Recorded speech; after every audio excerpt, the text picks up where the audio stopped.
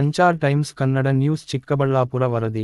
ಇಂದು ಚಿಕ್ಕಬಳ್ಳಾಪುರದಲ್ಲಿ ನಡೆದ ಕರ್ನಾಟಕ ಕಾರ್ಯನಿರತ ಪತ್ರಕರ್ತರ ಧ್ವನಿ ಸಂಘದಿಂದ ನಡೆದ ನೂತನವಾಗಿ ಹಲವು ಪದಾಧಿಕಾರಿಗಳ ಆಯ್ಕೆ ಕಾರ್ಯಕ್ರಮ ಹಮ್ಮಿಕೊಳ್ಳಲಾಗಿತ್ತು.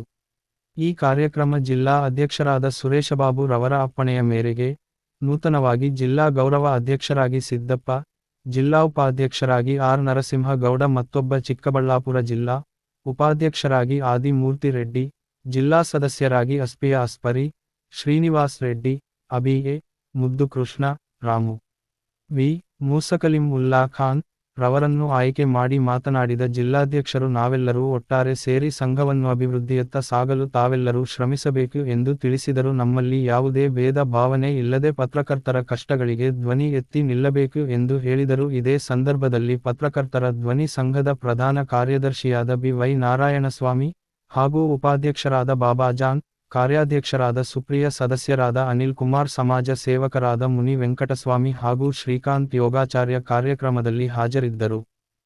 ನನ್ನ ಮೇಲೆ ನಂಬಿಕೆ ಇಟ್ಟು ಕರ್ನಾಟಕ ಕಾರ್ಯನಿರತ ಪತ್ರಕರ್ತರ ಧ್ವನಿ ಸಂಘಕ್ಕೆ ಚಿಕ್ಕಬಳ್ಳಾಪುರ ಜಿಲ್ಲಾ ಉಪಾಧ್ಯಕ್ಷರನ್ನಾಗಿ ಆಯ್ಕೆ ಮಾಡಿದ ಜಿಲ್ಲಾಧ್ಯಕ್ಷರಾದ ಸುರೇಶ್ ರೆಡ್ಡಿ ಮತ್ತು ರಾಜ್ಯಾಧ್ಯಕ್ಷರಿಗೆ ನನ್ನ ಹೃದಯಪೂರ್ವಕ ಧನ್ಯವಾದಗಳು.